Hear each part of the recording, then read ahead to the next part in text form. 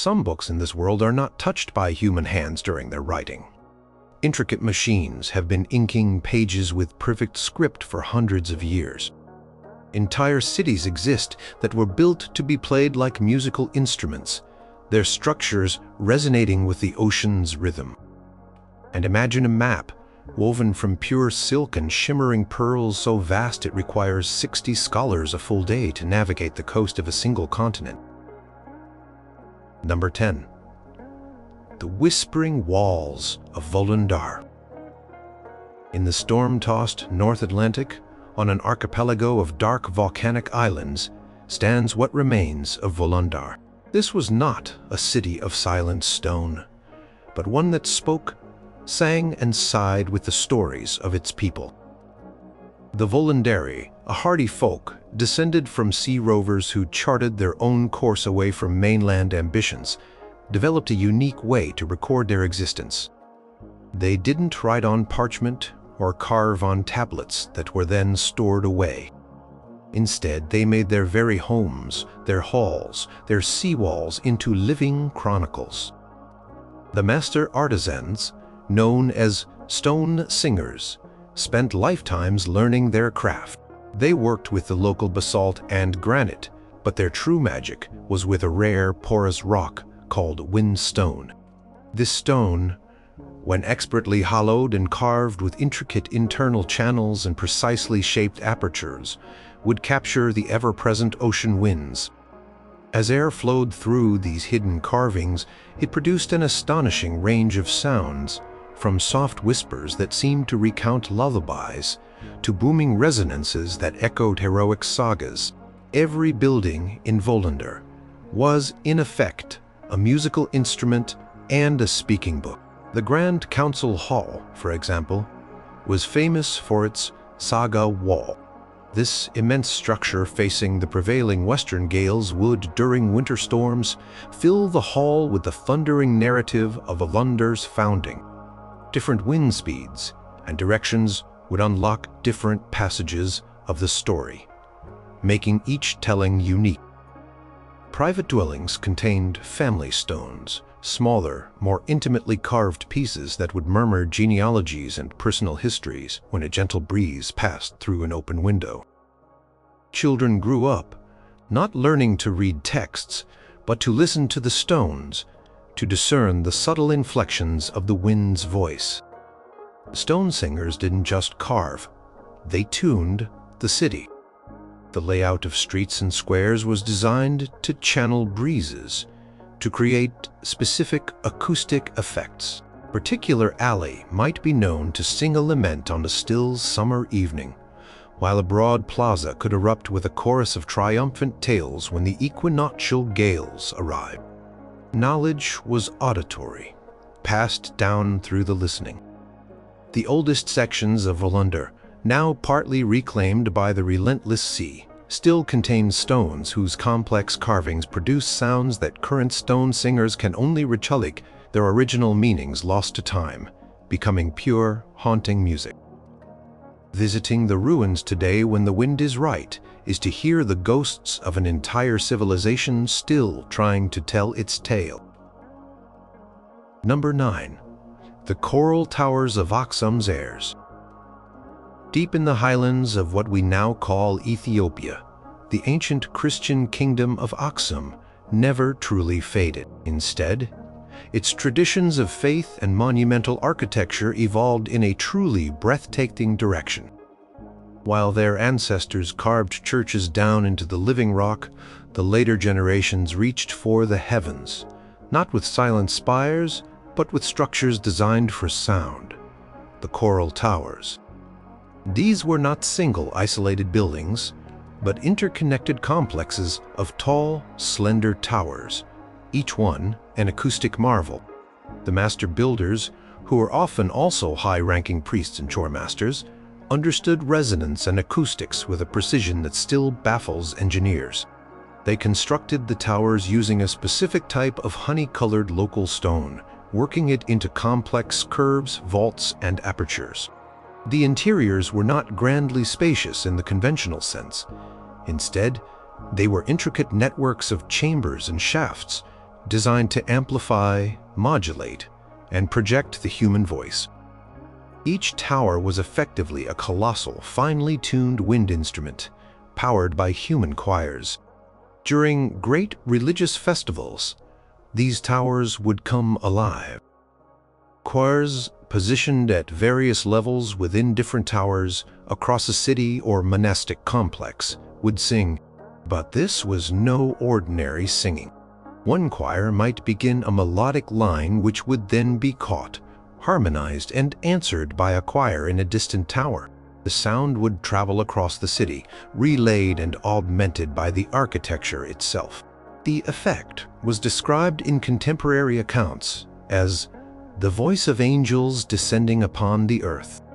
These were not just songs, they were entire narratives from sacred texts, vast liturgical dramas played out in sound across miles. The capital city, sometimes referred to as New Aksum in rediscovered chronicles, was said to possess over 70 such towers. Positioning of each tower was crucial, calculated for its acoustic relationship with its neighbors. Some towers were designed for deep bass notes that could make the ground tremble, others for soaring soprano lines that seemed to touch the clouds. Specialized training for choristers began in childhood, focusing not just on vocal purity, but on the ability to sing in perfect synchrony with unseen choirs, guided by the echoes and faint sounds traveling between towers. Even today, in the few towers that remain partially intact, the wind sighing through their chambers can produce eerie, musical tones, a faint echo of the citywide symphonies they once orchestrated. Number 8.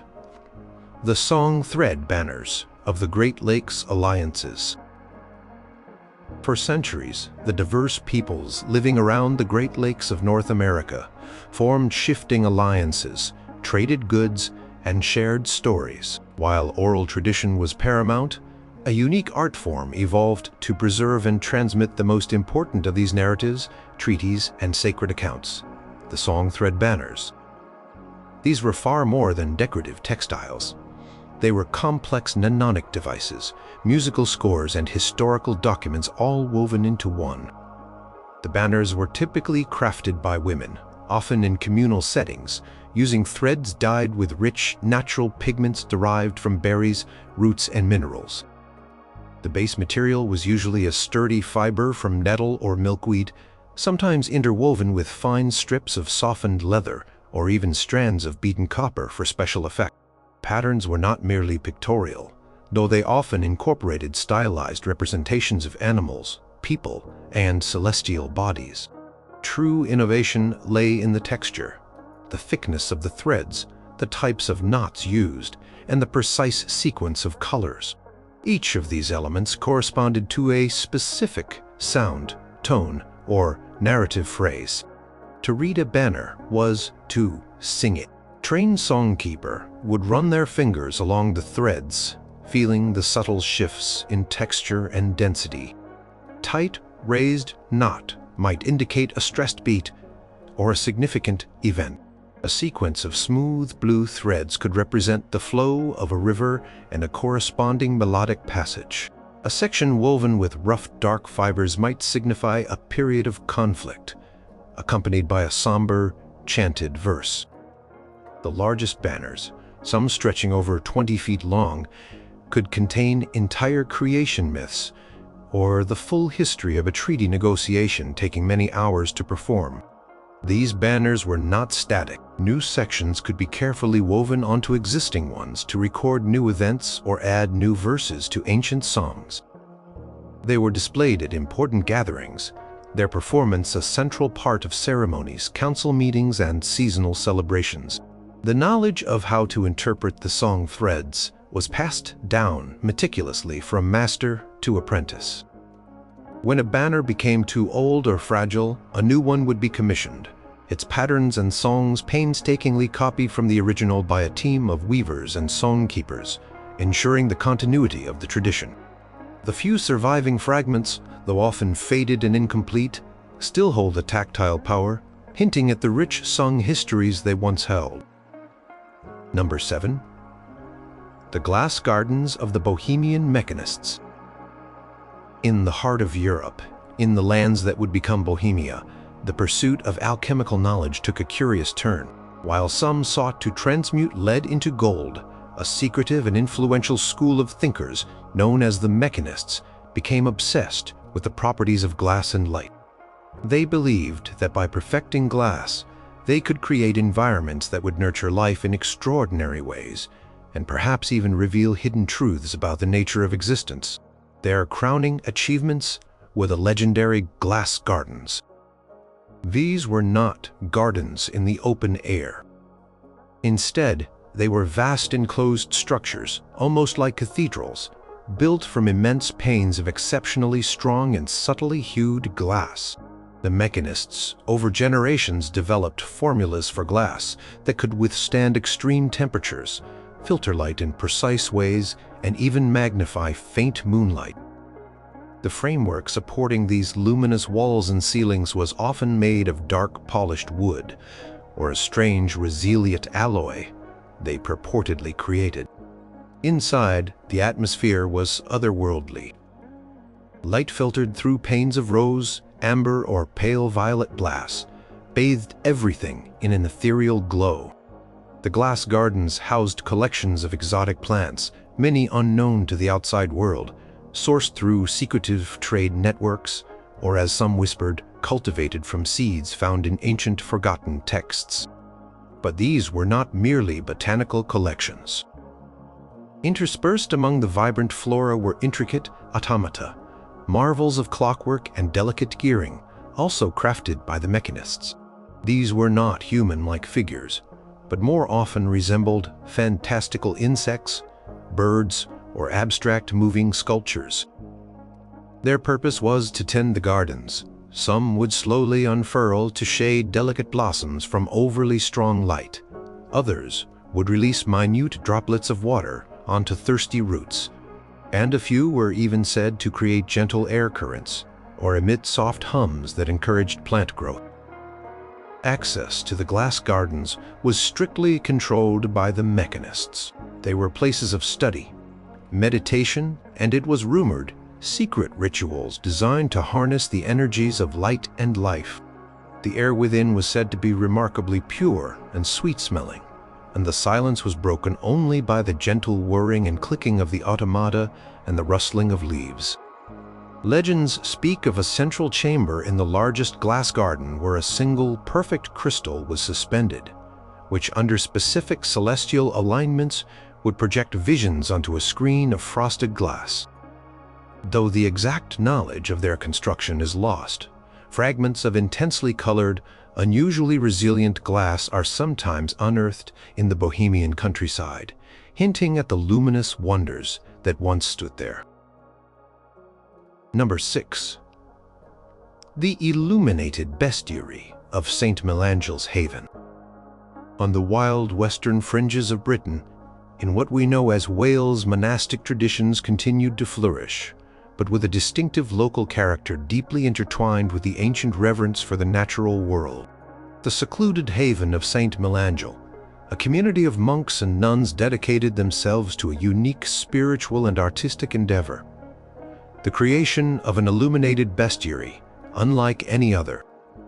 This was not merely a catalogue of known animals, but a profound exploration of the spiritual essence of all living creatures, including those from folklore and the dream world.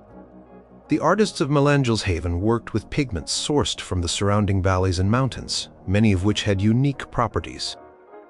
They ground lapis lazuli painstakingly for blues, but also used obscure lichens for vibrant greens, earth ochres for warm browns, and even, it is said, a shimmering powder derived from iridescent beetle wings for special highlights. Their style was not concerned with classical realism. Instead, it was a vibrant, organic form, full of swirling lines, intricate knotwork, reminiscent of older Celtic art, and a deep empathy for their subjects. Animals were depicted not just as physical beings, but as carriers of spiritual energies, their eyes often rendered with an uncanny knowing gleam. The bestiary wasn't a single volume. but a series of large vellum codices, each dedicated to a different class of beings: beasts of the field, birds of the air, fishes of the sea, and most unusually, creatures of the veil. This last category included beings like the spectral hounds of anon-wise old badgers, said to guard hidden pathways, and even personified spirits of ancient trees and springs. Each entry featured a stunning full-page illumination, often incorporating gold and silver leaf that seemed to float on the page. The accompanying text, in a beautiful flowing script, would include not just observations of the creature's habits, some surprisingly accurate, others clearly allegorical, but also prayers, poems, and meditations related to its spiritual significance. Creation of these pages was a deeply devotional act. A single illumination could take months, even years, to complete. The monks and nuns would spend long periods in nature, observing, sketching, and they claimed, communicating with the creatures they depicted. The haven itself was renowned for its harmony with wildlife. Deer would graze peacefully within its walls, and birds nested unafraid in the scriptorium. The illuminated bestiary of St. Milangel's haven was considered a sacred trust, a way to understand God through the myriad forms of His creation, both seen and unseen. Fragments that survive show an artistic vision of astonishing intensity and originality, a world where the sacred and the wild were one. Number 5. The Sunstone Labyrinth of the Andean Sky Priests. High in the formidable peaks of the Andes, a civilization known for its mastery of stone and its deep connection to the cosmos created a structure of awe-inspiring ingenuity. The Sunstone Labyrinth. This was not a fortress or a palace in the conventional sense, but a vast mountaintop complex meticulously designed to interact with the sun, moon, and stars. It served as a celestial observatory, a highly accurate calendar, and a site for profound rituals intended to maintain cosmic balance. The sky priests, who were elite astronomer engineers, chose a specific mountain plateau, one that offered clear views of the horizon and was aligned with key celestial rising and setting points. Over several generations, they carved and assembled the labyrinth using precisely cut blocks of granite and basalt. The sunstones themselves were large flat panels of polished obsidian and sheets of hammered gold and silver. These reflective surfaces were angled with incredible precision along the walls of narrow passages, open courtyards, and deep subterranean chambers. The genius of the labyrinth lay in its manipulation of light.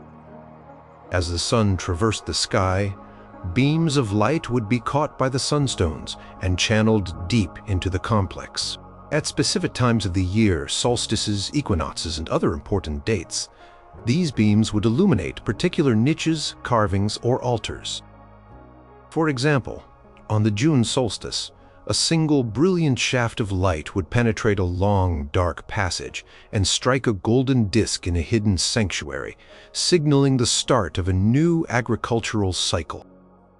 Patterns of light and shadow would shift throughout the day, creating a dynamic, ever-changing environment that was both a clock and a sacred map. Within the labyrinth, certain chambers were designed for specific astronomical observations. Narrow, unadorned shafts pointed directly at the rising points of important constellations. Pools of water in dark rooms reflected starlight, allowing for precise measurements. The sky priests used these observations to regulate planting and harvesting, predict weather patterns, and schedule religious festivals. The labyrinth was also a place of initiation and spiritual retreat. Aspirants would navigate its passages, some of which were deliberately disorienting, guided only by the subtle play of light and shadow, learning to read the language of the cosmos. The structure itself was a testament to a profound understanding of astronomy, engineering, and the symbolic power of light, a place where earth and sky met. Number 4. The basaltic sound citadels of Mu. Legends persist across the vast Pacific of a lost land, sometimes called Mu or Hiva, whose people possessed an extraordinary understanding of stone and sea. Their most remarkable achievements were the basaltic sound citadels, entire coastal settlements or offshore island structures built from massive, carefully shaped basalt blocks, designed not just for habitation, but to interact harmonically with the ocean. These were not silent fortresses, they were architectural instruments played by the waves and tides. The builders, often referred to as the wave chanters in fragmented oral traditions, selected locations where the ocean currents and swell patterns had specific resonant qualities. They used prismatic basalt columns, naturally formed or expertly quarried, and fitted them together with astonishing precision, often without mortar. The key to the sound citadels lay in the intricate network of sea caves, blowholes, tunnels, and chambers deliberately incorporated into their foundations and lower walls. As waves crashed, surged, and receded, water would be forced through these channels. The result was a constant, complex symphony of sounds. Deep, booming notes would resonate as large swells struck the outer walls. Higher, flute-like tones would be produced as water and air were forced through smaller apertures. Some chambers were designed to hum at specific tidal stages, others to create percussive slaps or gentle sighing echoes. The inhabitants of these citadels lived within a soundscape that was intimately connected to the rhythm of the ocean. This was not merely background noise. It was a language. Experienced wave chanters could interpret the complex sounds to predict approaching storms, identify unusual currents, or even, it was claimed, to sense the passage of large marine animals. The sound citadels also served as navigational aids for seafarers. Each citadel, due to its unique construction and location, produced a distinct acoustic signature that could be heard from miles out at sea, guiding canoes home even in fog or darkness. The internal layout of the citadels often featured courtyards and pathways that amplified or dampened certain sounds, creating zones of specific acoustic character used for ceremonies, council gatherings, or quiet contemplation. While many of these structures have long since succumbed to the power of the ocean they celebrated, some submerged ruins, when explored, still emit faint, ghostly tones as currents pass through their ancient water-filled chambers, a haunting reminder of a people who built cities to sing with the sea. Number 3. The Imperial Silk Atlas of the Yang successors. In a world where the great Chinese treasure fleets of the early Ming dynasty did not cease their voyages, but instead expanded their reach, the thirst for geographical knowledge and the celebration of imperial power found expression in a truly monumental work. The Imperial Silk Atlas, housed within a specially constructed circular pavilion in the heart of the Forbidden City. This was no ordinary map. It was a rune-sized, ever-evolving tapestry of the known world, woven entirely from the finest silks and adorned with precious materials.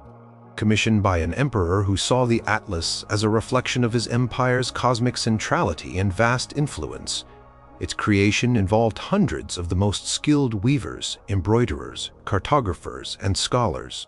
The base of the atlas was a colossal expanse of deep indigo silk, representing the celestial ocean. Upon this, continents and islands were meticulously rendered using silks of varying colors and textures.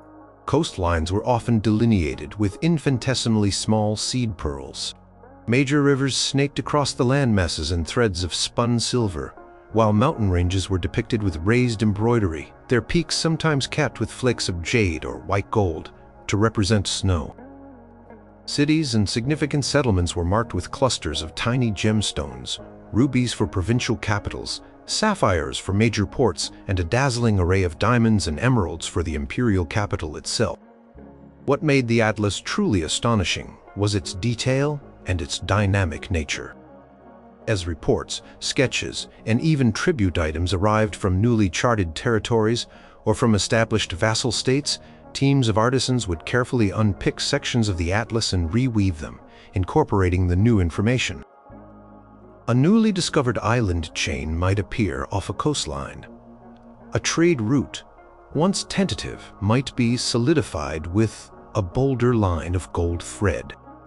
Scholars and imperial advisors would read the atlas not just for geographical information, but for political and strategic insights.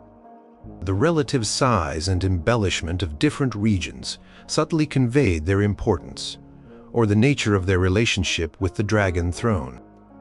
It took a team of 60 specially trained scholars, using long lacquered pointers, a full day to conduct a comprehensive tour of a single continent, reciting its features, resources, and political allegiances. The Imperial Silk Atlas was more than a map. It was a shimmering, ever-changing testament to an empire's view of itself and its place in a vast, interconnected world. A masterpiece of cartography, artistry, and statecraft, woven into a single breathtaking creation. Number 2. The Great Serpent Geoglyph of the Amazonian Confederations. Hidden for centuries beneath the dense canopy of the Amazon rainforest, and fully appreciable only from great heights, lies one of the most extensive and mysterious artworks ever created, the Great Serpent Geoglyph. This is not a single carving, but a network of interconnected earthworks, clearings, and subtly shaped landscapes that, when viewed as a whole, form the image of an immense cosmic serpent, its body winding for hundreds, perhaps thousands of miles across the basin. The serpent was not the work of a single culture or a single generation. Archaeological evidence suggests it was a collaborative, multi-generational project undertaken by numerous confederated tribes and peoples of the Amazon over a period spanning many centuries.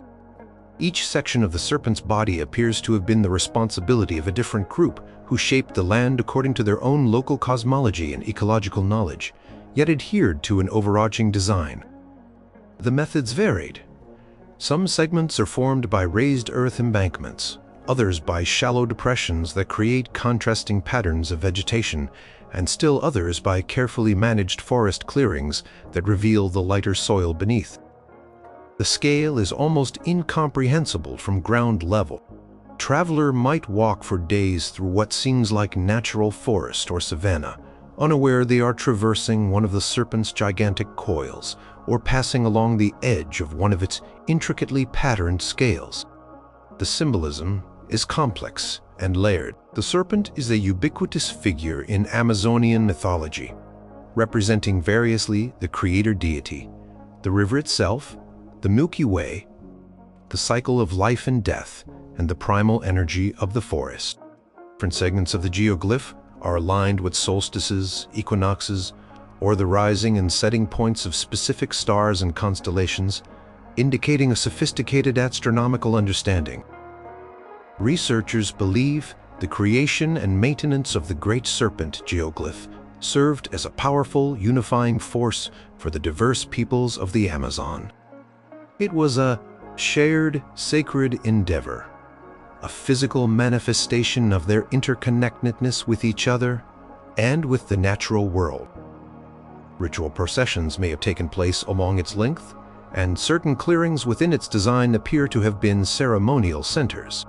The sheer effort involved in its construction, sustained over such a vast time scale and geographical area without centralized imperial command, speaks to a profound and widely shared spiritual vision. It remains a silent, sprawling testament to a continental-scale collaboration, a landscape transformed into a sacred text. Number 1. The Clockwork Scribes of Al-Jazari's Legacy. In the grand libraries and scriptoria of cities like Baghdad, Samarkand, and Cordoba, a tradition stemming from the ingenious mechanical devices of Al-Jazari and his intellectual descendants reached an almost magical pinnacle: the clockwork scribes.